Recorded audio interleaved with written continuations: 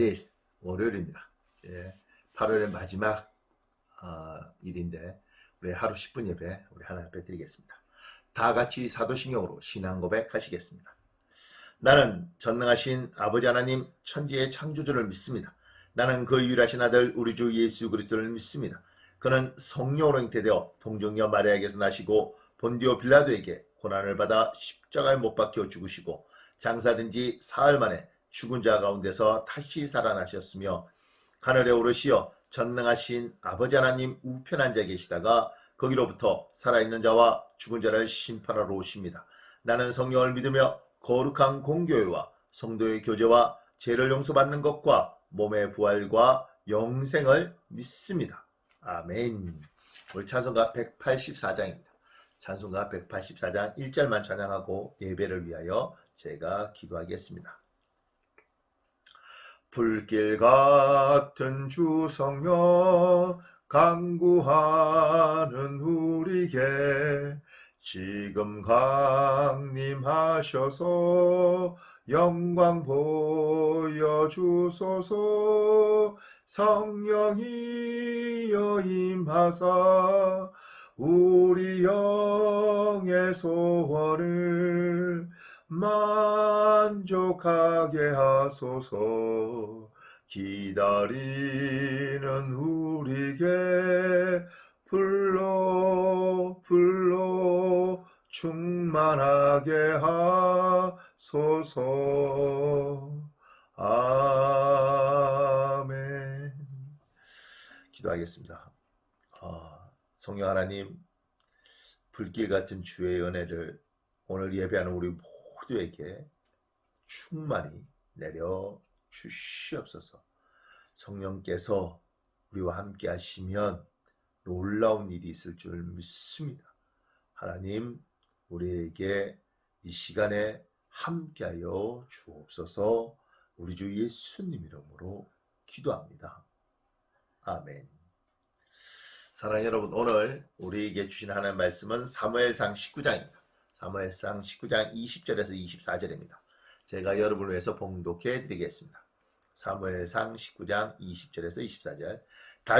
사울이 다윗을 잡으러 전령을 보내었더니 그들이 선지자 무리가 예언하는 것과 사무엘이 그들의 수령으로 선 것을 볼 때에 하나님의 영이 사울의 전령들에게 임하매 그들도 예언한지라. 어떤 사람이 그것을 사울에게 알림해 사울이 다른 전령들을 보내었더니 그들도 예언을 했으므로 사울이 세 번째 다시 전령들을 보냈더니 그들도 예언을 한지라. 이에 사울도 라마로 가서 세구에 있는 큰 우물에 도착하여 물어 이르되 사무엘과 다윗이 어디 있느냐. 어떤 사람이 이르되 라마 나요스에 있나이다. 사울이 라마 나요스로 가니라. 하나님의 영이 그에게도 임하시니 그가 라마 나요스에 이르기까지 걸어가며 예언을 하였으며 그가 또 그의 옷을 벗고 사무엘 앞에서 예언을 하며 하루 밤낮을 벗은 몸으로 누웠더라. 그러므로 속담에 이르기를 사울도 선지자 중에 있느냐 하니라.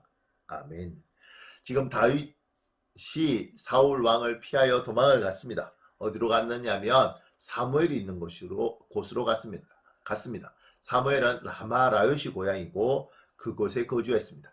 그곳은 사무엘이 그냥 거주한 것이 아니라 거기서 선지자 학교를 했던 것으로 보입니다. 그래서 20절에 보면 그들이 선지자 무리가 예언하는 것과 아마 신학교 같이 지금의 신학대학 같이 사무엘이 선지자들을 훈련시켰고 그들에게 은혜가 충만히 있었던 곳으로 보입니다. 이제 그곳에 다윗이 도망가서 머무는 것이죠. 사울 왕이 다윗을 잡기 위해서 전령을 3번을 보내는데 그 3번 간 전령들이 전부 다 놀라운 은혜를 경험합니다.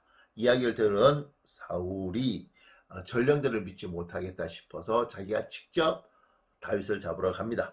근데 다윗을 직접 잡으러 갔던 사울 왕이 23절에 이렇게 되어 있습니다. 사울이 라마 라요스로 가니라. 하나님의 영이 그에게도 임하시니. 워낙 하나님의 임재가 충만히 있으니 사울 왕이 갔던 그때도 사울 왕에게도 하나님의 영이 임했습니다.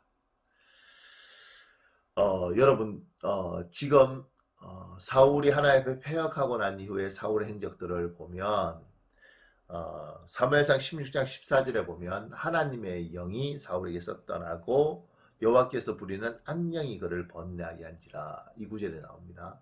이것만 나오는 게 아니라 사무엘상 18장 10절에 보면 하나님의 부리는 악령이 사울을 힘들게 만드는 거죠. 그때 다윗이 수금을 타서 악한 영을 쫓아줍니다. 사무엘상 19장 9절에도 사울에게 악령이 접합니다. 이거 외에도 사울에게 악령이 함께하는 경우가 제법 성경 구절에 나옵니다. 지금 사울은 악령이 와 있을 때마다 밤에 야려도 하고, 그리고 창을 던져 다윗을 죽이려고도 하고, 머리가 아프고 몸이 아파서 괴로워하는 것들도 많이 있었습니다. 사울이 이렇게 힘들 때 빛이 있으면 어둠이 물러가더라 하는 것처럼 하나님의 영이 있으면 악령이 떠나가는 겁니다. 지금 사울에게 놀라운 일이 생겼습니다. 하나님의 영의 임재가 그에게 있는 겁니다. 이때 사울이 빨리 이 귀한 기회를 잡아야 되는 겁니다. 하나님의 성령께서 나에게 임하셨구나. 내가 악령 때문에 괴로워했었는데 내가 다시 하나님을 이렇게 만났구나. 그러면 그때부터 하나님과 동행하고 하나님의 임재를 붙잡고 하나님과 함께 하려고 몸부림을 쳤어야지 사울의 인생은 변했습니다. 그런데 이 라마라요스의 은혜를 사울이 던져버린 거죠. 이때 은혜를 받았음에도 불구하고 사울은 라마라요스를 떠나서 이 은혜를 유지하지 못합니다. 여기서 우리가 생각해 보아야 될 것이 있습니다. 여러분과 제가 주일날 하나님 주신 큰 은혜가 있습니다. 때로는 우리가 예배하는 가운데 부흥에 참석했다가 말씀을 듣거나 찬송을 듣는 가운데 하나님의 은혜가 옵니다. 그럼 그 은혜를 잘 유지하고 살아야 되는 것입니다. 은혜는 하나님이 주시는 것이고 유지는 우리가 해야 되는 겁니다. 그런데 하나님의 은혜를 잃어버리는 경우가 많죠. 성령이 충만하고 예배 때 은혜를 받았다가 세상에서 죄짓기도 하고 분노하기도 하고 화내기도 하고 때로는 너무 인간적인 판단들을 했을 때 은혜를 놓쳐버리는 겁니다. 언제 다시 그 은혜를 받을 수 있을지 잡을 수 있을지를 모르는 겁니다.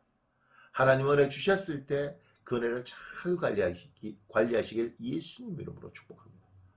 저도 은혜를 받습니다. 그런데 때로는 인간적인 판단을 하면 그 은혜를 잃어버릴 때가 있습니다. 말씀을 보고 찬송을 하고 기도를 하며 하나님의 임재, 성령의 함께 하심을 정말 간절히 간구하죠. 그 임재가 함께하는 건 제가 기도했기 때문에 찬송했기 때문에 임재가 오는 것이 아니라 하나님이 주시고 싶을 때 주시는 겁니다. 우리는 그걸 기대하면서 예배하고 찬송하고 기도하는 겁니다. 여러분에게 하나님 임재가 있습니까? 성령께서 여러분에게 은혜를 주셨습니까? 찬송을 듣는 가운데 눈물이 나고 말씀을 듣는 가운데 그 말씀이 내 말씀으로 와서 심령 깊은 곳에 와서 바뀝니까? 그 받았던 은혜를 유지하셔야 됩니다. 관리하셔야 됩니다. 죄짓지 않으셔야 됩니다. 하나님이 주신 그 은혜를 잘 유지하는 것이 복받는 비결입니다.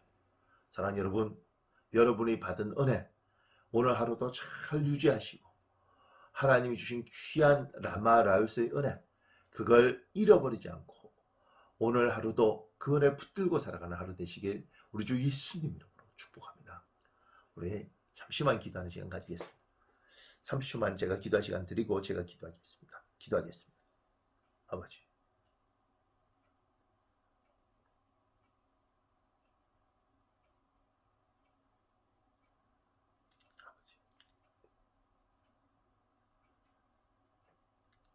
제가 기도하겠습니다.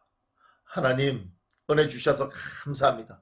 주님이 주신 큰 은혜든 작은 은혜든 그 은혜 붙잡고 가겠습니다. 은혜 잃어버리지 않을 수 있도록 축복하여 주시옵소서. 아버지 하나님, 하나님의 임재, 하나님 주신 눈물, 하나님 주신 감동 잘 유지하겠습니다. 오늘 하루도 예배드리는 모든 사람에게 이 은혜 유지하고 잘 관리하는 하루 될 수 있도록 축복하여 주시옵소서. 감사하며 우리 주 예수님 이름으로 기도합니다. 아멘.